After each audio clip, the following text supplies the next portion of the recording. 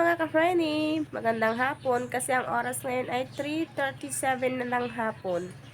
At dahil malilim na dito, kaya naman ako ngayon ay magbabanat ng buto. Literal na magbabanat ng buto kasi magbubuhat. Hindi naman sa as in magbubuhat. Itutulak ko lang yung kartilya na may lamang graba mix. At ilalagay ko dito sa likuran ng CR. Wala naman akong ginagawa kaya gawin ko na unti-unti. Malilim naman na dito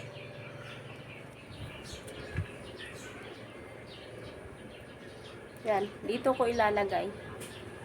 Kuha ako ng graba mix doon sa harapan. Sarado ko muna to at hapon na. Yan. Hindi na muna yung isa.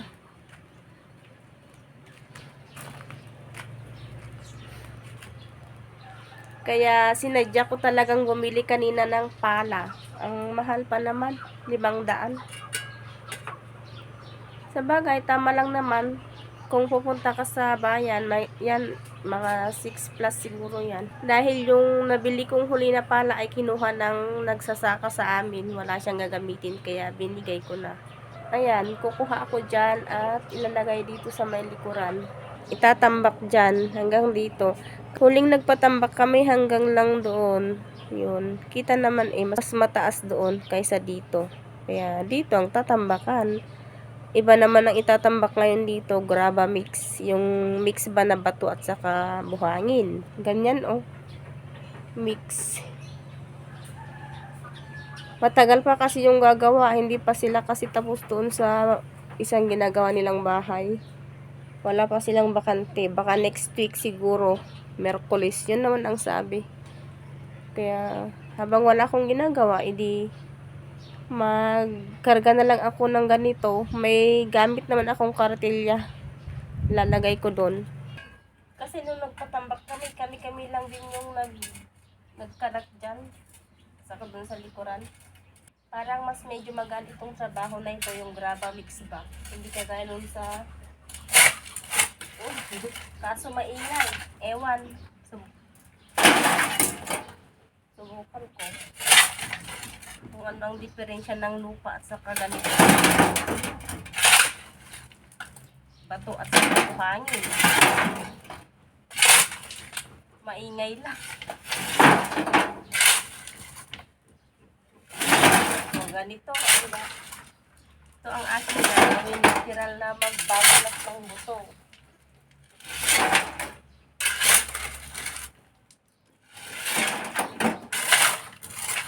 Mix ito. Buhangin, mga bato, at saka may kaunting lupa.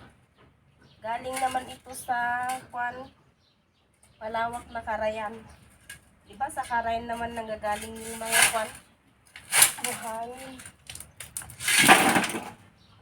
May malalaking bato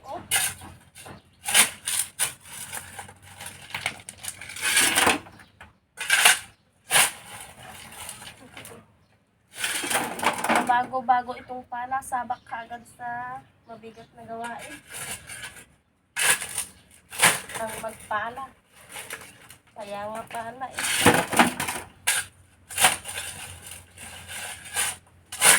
Uy, mas medyo magaan itong gawain na ito. Ay, kaysa doon sa lupa. Yung lupang tinabaho namin noon, ang hirap palahin kasi malagkit. Kailangan na persa.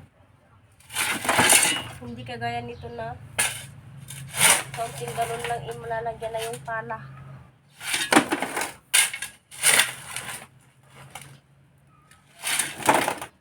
Tama na muna yan. Deliver ko muna ito. Baka mabigat. Lagay ako ng lagay baka hindi ko may tulak.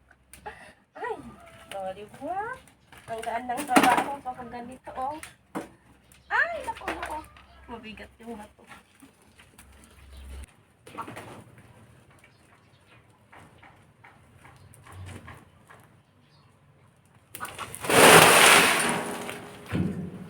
Maingay. Ay, maingay. Yan, ang pakialamera. Kauuwi lang galing sa school. Ayan, subukan daw naman niyang magpala. Yun naman ang kanyang lola, nag-iipon na ng basura at susunugin. Yung mga tinanggal naming mga puno ng saging yan, yung mga dahon at saka ibang basura. Yun oh, maliwanag na doon. Wala na yung mga saging. Gandang buhay mga kapreni, another day, another dugtong ng aking vlog kahapon kasi hindi ko na tinapos yung vlog ko pa kahapon. Happy Miyerkules po sa ating lahat dahil ngayon ay araw ng Miyerkules at kukuha ko ng mga ilang kaganapan ngayong araw na idudugtong ko sa aking vlog kahapon. Ay talaga namang hindi malilimutan ang papaya.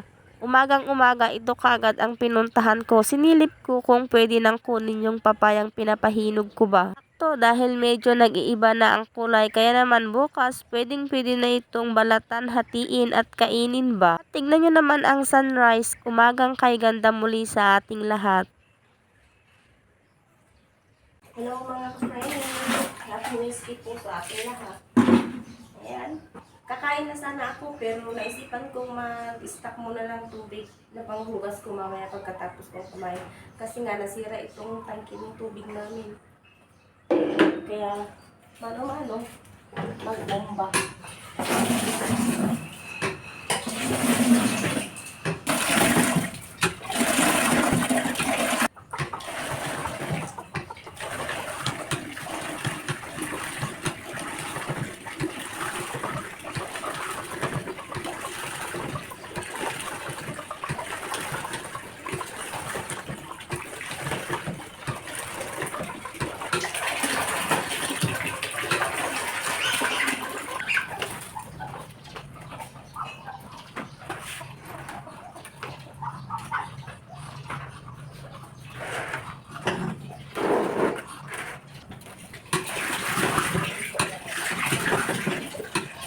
Ngayon naman ay oras na para ako ay kakain bago ko simulan na naman yung mga gawaing bahay. Isa lang akong kakain ngayong umaga kasi yung aking biyanan maagang pumunta na naman sa kanyang garden.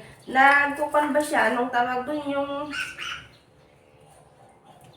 nagsasarado siya ng mga pananim. Sinasaraduhan niya yung mga pananim. Ano ba kasi yung ibang term ng sarado?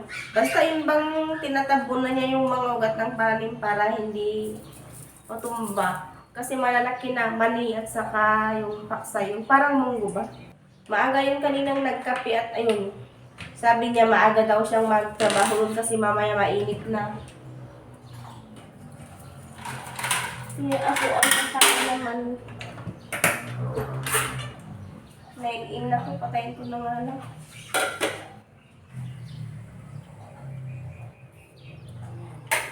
Dahil boring ang panonood ng kumakain, char.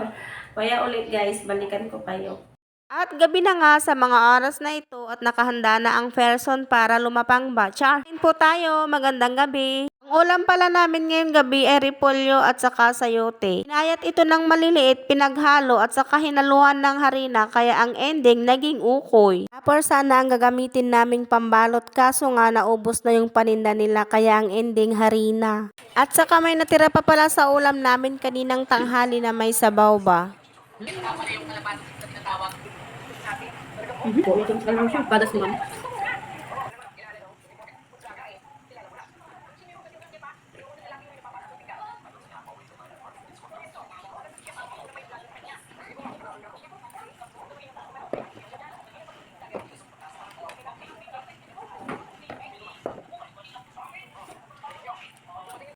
Dito ko na muna tinatapos ang video na ito. Maraming salamat po sa inyong panunood.